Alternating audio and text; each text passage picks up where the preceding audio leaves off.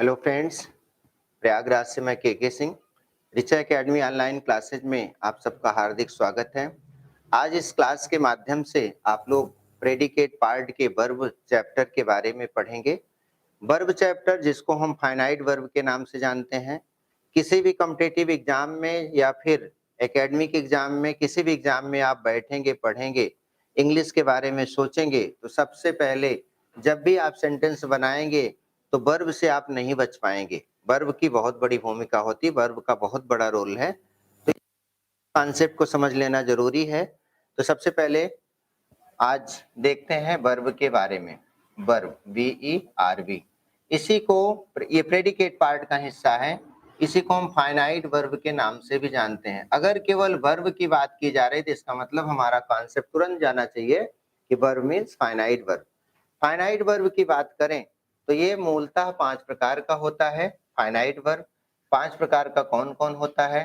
पहला होगा transitive verb. पहले इसका नॉमेनक्लेचर कर लीजिए। ट्रांजिटिव वर्ब, फाइनाइट वर्ब में पहला कौन सा हो गया?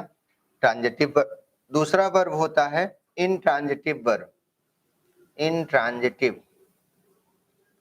इनट्रांजिटिव वर्ब, पहला ट्रांजिटिव वर्ब, दूसरा इंट्रांजिटिव वर्ब। तीसरा वर्ब इसका जो होता है उसको बोलते हैं हम ऑक्सिलरी वर्ब। ऑक्सिलरी, इसी का दूसरा नाम होता है helping verb. Helping verb, auxiliary verb या हेल्पिंग वर्ब।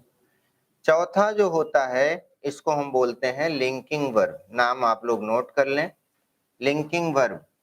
लिंकिंग वर्ब को अलग अलग स्थितियों में टू बी वर्ब भी कहा जाता है। हम आगे पढ़ाते समय बताएंगे, इसको टू बी वर्ब भी बोलते हैं। इसके बाद लास्ट और फिफ्थ या लास्ट कह सकते हैं phrasal verb. PHRASAL, phrasal verb. ये 5 प्रकार के जो वर्ब होते हैं ये हमेशा सेंटेंस में सब्जेक्ट अकॉर्डिंग रोटेट होते हैं, सब्जेक्ट अकॉर्डिंग चलते हैं, इसीलिए इनको हम फाइनाइट वर्ब के नाम से भी जानते हैं। 5 प्रकार के वर्ब की सीरीज में आप लोग देखेंगे ये जो पांचों प्रकार का वर्ब है, पांचों प्रकार के वर्ब में भी इनका अपना अलग अलग नामकरण है। तो अलग अलग नामकरण है, तो इनके बारे में थोड़ा सा जान लेते हैं। आइए चलिए देखते हैं। ये जो वर्ब है ना, ट्रांजिटिव इंट्रांजिटिव, इसको लेक्सिकल वर्ब भी कहा जाता है ग्रामेटिकल लैंग्वेज में। इसको लेक्सिकल वर्ब भी कहते हैं। ट्रांजिटिव इंट्रांजिटिव को सामूहिक रूप से लेक्सिकल वर्ब कहा जाता है। और दूसरा ऑक्सिलरी या लिंकिंग वर्ब होता है, इसको बोलते हैं एनामोलस वर्ब। एनामोलस वर्ब कहा जाता है। इनकी वास्तव में संख्या 24 होती है। आगे हम पढ़ाएंगे, डिटेल पढ़ाएंगे एनामोलस वर्ब के बारे में। इनकी कुल संख्या अगर देखी जाए 24 होती है।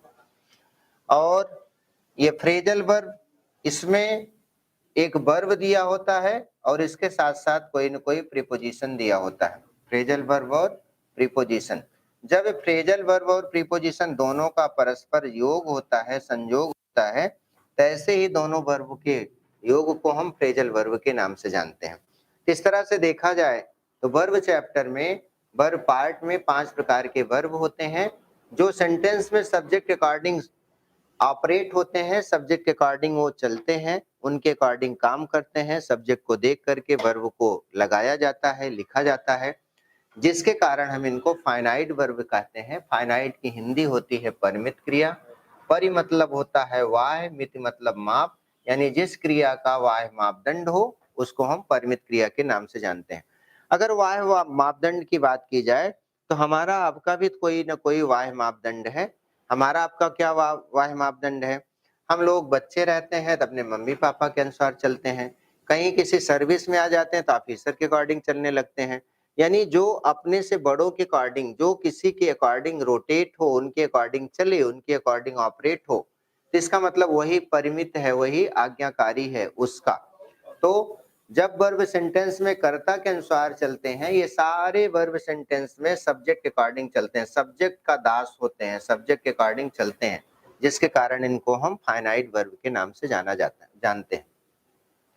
अब अगली क्लास, अब इसके आगे हम लोग देखते हैं कि ट्रांजिटिव या इंट्रांजिटिव वर्ब क्या होता है। पहले इनके बारे में देख लेते हैं। आइए, देखते हैं कि ट्रांजिटिव या इंट्रांजिटिव वर्ब कैसे पहचानेंगे, कैसे इनको आइडेंटिफाई करेंगे। तो हेडिंग आपकी होगी पहला वर्ब के चैप्टर में transitive, transitive verb, transitive verb. पहली हेडिंग आप लोग बनाएंगे ट्रांजिटिव वर्ब। इसको हिंदी में कहा जाता है, ट्रांजिटिव वर्ब को हिंदी में बोलते हैं सकर्मक क्रिया। ट्रांजिटिव की हिंदी क्या होती है भाई? सकर्मक। वर्ब मीन्स क्या होता है? क्रिया, सकर्मक क्रिया। सा मतलब होता है सहित, सा मतलब यानी जो कर्म सहित आए, कर्म के साथ आए, कर्म के साथ आए। कर्म से क्या मतलब है? ऑब्जेक्ट। जो वर्ब ऑब्जेक्ट के साथ आए, ऑब्जेक्ट प्लस वर्ब रहे या वर्ब प्लस ऑब्जेक्ट कह सकते हैं। तो जो वर्ब ऑब्जेक्ट के साथ आता है उसको हम सकर्मक क्रिया कहते हैं। तो इसके आधार पर सकर्मक क्रिया को डिफाइन कर लीजिए। एक इसमें एक फार्मूला हम दे रहे हैं, इसको नोट कर लीजिए आप लोग। तो पहले फार्मूला ये लिखिएगा, transitive verb, transitive verb equal to verb plus object, verb plus object. जब वर्ब और ऑब्जेक्ट दोनों एक साथ मिल जाते हैं तो या एक साथ सेंटेंस में आते हैं तो इनको हम ट्रांजिटिव वर्ब के नाम से जानते हैं। बस इतने से आपको मतलब, अगर इतना जान रहे हैं तो ट्रांजिटिव बहुत आसानी से पकड़ लेंगे। अब वर्ब और ऑब्जेक्ट कैसे सेंटेंस में एक साथ आता है इसका जरा अवलोकन कर लेते हैं। चलिए देखते हैं। सबसे पहले अगर हम कहें जैसे सम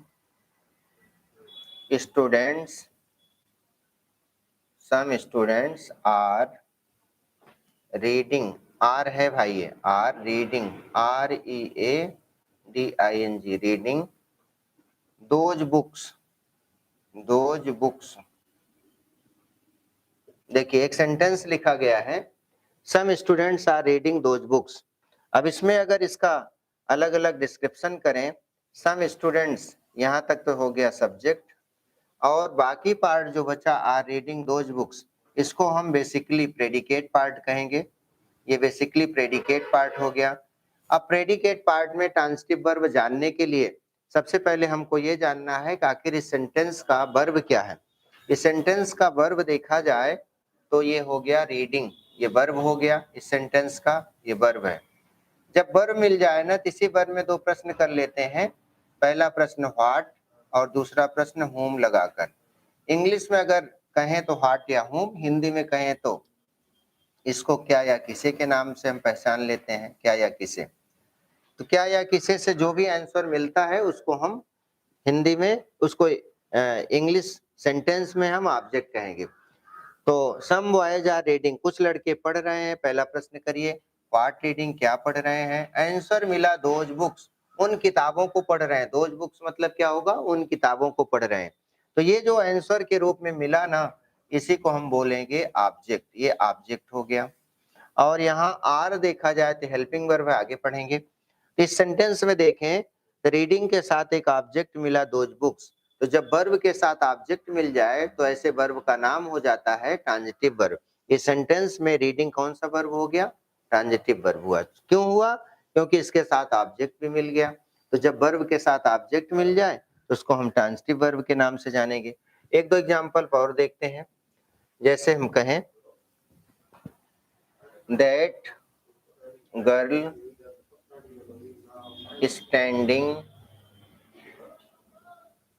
standing at the gate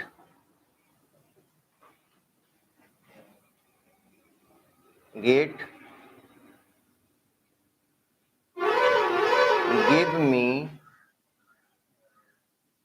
her pen daily, give me her pen daily। अब जरा इस पर देखिए, that girl standing at the door, देखिए that girl standing at the gate, दरवाजे पर खड़ी वह लड़की। give me हर पेन डेली, मुझे अपना कलम प्रतिदिन देती है। यानी जब मेरे पास कलम नहीं रहता तो मुझे अपना कलम प्रतिदिन देती है। तो दरवाजे पर खड़ी वह लड़की मुझे प्रतिदिन अपना कलम देती है। अब इसमें आपको ये तो पता ही है कि इधर का पार्ट सब्जेक्ट हो गया और इधर का पार्ट प्रेडिकेट पार्ट हुआ, ये प्रेडिकेट हो गया। अब हमको अगर ट्रांजिटिव इंट्रांजिटिव पता करना है तो सब्जेक्टिव पार्ट में जाने की जरूरत नहीं है, प्रेडिकेट पार्ट में जाएंगे। प्रेडिकेट पार्ट में जो वर्ब दिया गया है इसमें गिव, सॉरी यहाँ गिव्स कर लीजिएगा, गिव्स, ये गिव्स दिया गया है, ये हो गया क्योंकि सब्जेक्ट सिंगुलर है, प्रेजेंट इंडेफिनिट टेंस में एस या एस का प्रयोग किया जाता है, इसलिए गिव्स लगाया गया। टेंस में हम आगे आप लोगों को बताएंगे। ये हो गया वर्ब। अब इसी वर्ब में दो प्रश्न कर लीजिए, पहला प्रश्न व्हाट और दूसरा प्रश्न होम। देखिए अगर कोई उत्तर मिला इसका मतलब ऑब्जेक्ट है। तो दरवाजे पर खड़ी हुआ लड़की गिफ्ट यानी देती है, पहला प्रश्न करेंगे क्या देती है। आंसर मिला कि हर पेन अपनी कलम देती है, ये आंसर मिला हर पेन अपनी कलम देती है, तो एक ऑब्जेक्ट तो भाई ये हो गया, हर पेन हो गया ऑब्जेक्ट। दूसरा होम गिफ्ट किसे देती है, आंसर के रूप में मिला मुझे देती है, दो दो ऑब्जेक्ट दिया गया है। तो ट्रांजिटिव वर्ब के लिए कोई एक ऑब्जेक्ट का होना जरूरी होता है, दो मिल जाए तो और अच्छी बात है। ट्रांजिटिव वर्ब हम उस वर्ब को कहते हैं जिसके वर्ब के साथ कम से कम एक ऑब्जेक्ट हो, और अगर दो दो ऑब्जेक्ट मिल जा रहा है तो और अच्छी बात है। इसका मतलब है कि सेंटेंस में इस वर्ब के साथ एक तो मी और दूसरा हर पेन मिला, तो दो दो ऑब्जेक्ट मिल गया, तो इसको निश्चित रूप से हम इस वर्ब का नाम अगर करेंगे, इसका नोमेनक्लेचर करेंगे, ट्रांजिटिव वर्ब के रूप में करेंगे। आपसे कोई पूछता है कि सेंटेंस में गिव्स कैसा वर्ब है, ट्रांजिटिव वर्ब जवाब देना है। तो इस तरह से ट्रांजिटिव वर्ब आपके समझ में आ गया होगा। अब अगला स्टेप लेते हैं इंट्रांजिटिव वर्ब। आखिर इंट्रांजिटिव वर्ब क्या होता है, ट्रांजिटिव के करीब है, मिलता जुलता है, तो हेडिंग बनाएंगे आप लोग intransitive verb, intransitive verb, intransitive verb, अगली हेडिंग होगी इंट्रांजिटिव। हिंदी में क्या बोलते हैं इसको, अकर्मक क्रिया, अकर्मक, अकर्मक क्रिया, इंट्रांजिटिव वर्ब। अकर्मक क्रिया कौन सी क्रिया होती है, वह क्रिया जो सेंटेंस में तो आए लेकिन उसके साथ कोई ऑब्जेक्ट न दिया रहे। ऑब्जेक्ट पता करने की विधि में आपको बता ही दिए है कि वर्ब में क्या या किसे लगाकर प्रश्न कर लेंगे। तो इसके लिए फार्मूला क्या होगा, अगर इसका फार्मूला आप ड्रा करना चाहें तो आप लिख सकते हैं intransitive verb, intransitive verb equal to verb, equal to verb, verb without object, without object. इसका मतलब क्या हुआ भाई, यानी इंट्रांजिटिव वर्ब वह वर्ब होता है जिस वर्ब के साथ अपना कोई ऑब्जेक्ट न दिया गया हो, जिस वर्ब के साथ अपना कोई ऑब्जेक्ट न दिया गया हो उसको हम इंट्रांजिटिव। वहां क्या था, ऑब्जेक्ट के साथ, यहाँ विदाउट लग गया। विदाउट मतलब क्या होता है, बिना, बिना। ऑब्जेक्ट मतलब कर्म, जो क्रिया बिना कर्म के आए, बिना ऑब्जेक्ट के आए, जिसका वर्ब पर कोई प्रभाव न पड़े, उसको इंट्रांजिटिव वर्ब कहेंगे। जैसे उदाहरण के तौर पर, जैसे हम कहें कि Sunil is weeping, Sunil is weeping,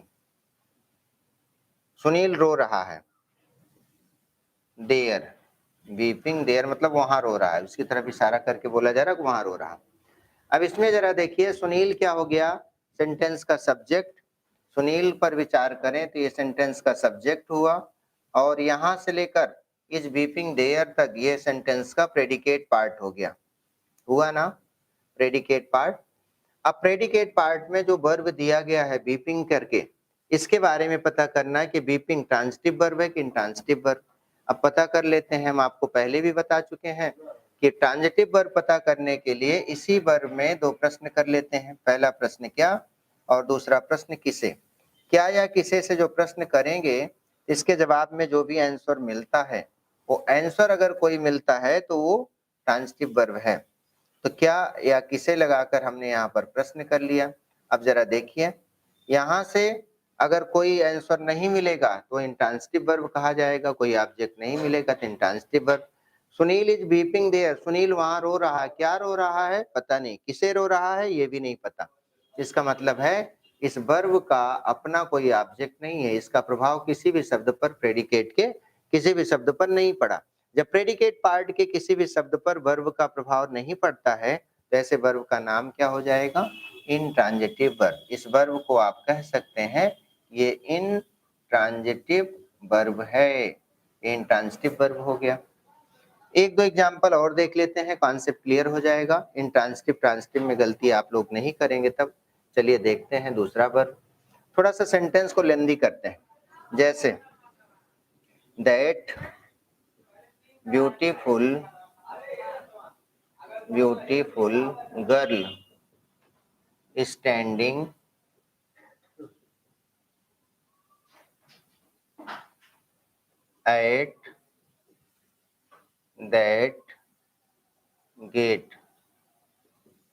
at that gate never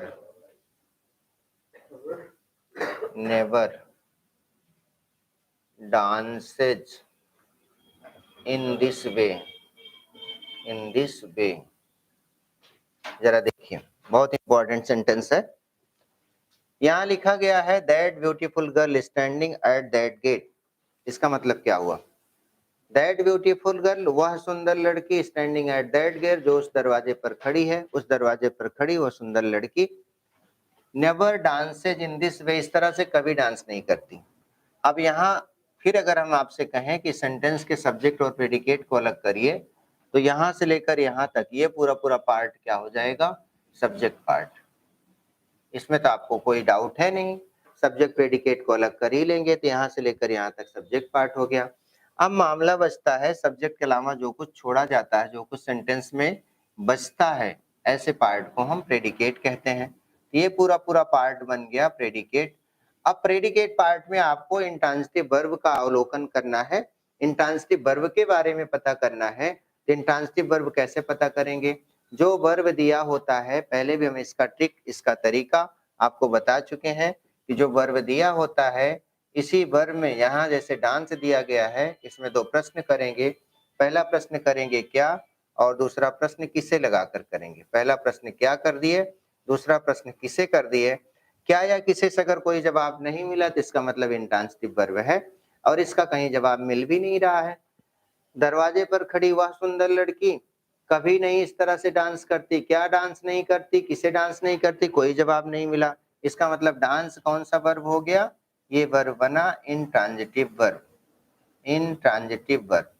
तो ध्यान देंगे, ट्रांजिटिव या इंट्रांजिटिव वर्ब दोनों को मिलाकर के इंग्लिश ग्रामर में अगर एग्जाम में प्रश्न पूछा गया, दोनों को मिलाकर के लेक्सिकल वर्ब भी कहा जाता है। जैसे सपोज करिए सेंटेंस में दे दिया गया कि डांसेज, आपसे पूछा गया कि डांसेज किस प्रकार का वर्ब है। 4 ऑप्शन दे दिया गया। पहला ऑप्शन दे दिया गया ट्रांजिटिव वर्ब, दूसरा ऑप्शन दे दिया गया इंट्रांजिटिव वर्ब, तीसरा ऑप्शन दिया गया लेक्सिकल वर्ब, चौथा ऑप्शन दिया गया एनामोलस वर्ब। तो पहली वरीयता इंट्रांजिटिव अगर है तो इंट्रांजिटिव पर लगाएंगे, इंट्रांजिटिव नहीं है तब आपका ऑप्शन जाना चाहिए, टिक होना चाहिए लेक्सिकल वर्ब भी इसको कहा जाता है। इस तरह से ट्रांजिटिव इंट्रांजिटिव वर्ब के बारे में आपको अच्छी तरह से पता हो गया होगा। आज यहीं रोकते हैं क्लास। अगली क्लास में, अगली वीडियो में हम आपको लिंकिंग वर्ब और हेल्पिंग वर्ब के बारे में बताएंगे कि हेल्पिंग वर्ब और लिंकिंग वर्ब को कैसे आइडेंटिफाई करते हैं, कैसे पहचानते हैं। आप लोग ऐसे ही लगातार चैनल पर बने रहिए, देखते रहिए, वीडियो को शेयर करिए, जो नए हो चैनल को सब्सक्राइब कर लीजिए। सिस्टम से आपको पूरी क्लास मिलती रहेगी। इंग्लिश फंडामेंटल बैच का ये जो प्रारंभिक या बेसिक कॉन्सेप्ट है, लगातार इसी तरीके से हम पूरी क्लास को देंगे। और आप इंग्लिश का भी कुछ भी नहीं पढ़े होंगे, आपका कोई बैकग्राउंड नहीं होगा, लगातार आप सिस्टम से वीडियो देखते रहेंगे तो इंग्लिश की टेंशन आपकी तुरंत दूर हो जाएगी। आप लगातार ऐसे बने रहिएगा। चैनल को जरूर सब्सक्राइब कर लीजिएगा जो लोग नए हैं। आज इतना ही, फिर मिलते हैं। Thank you.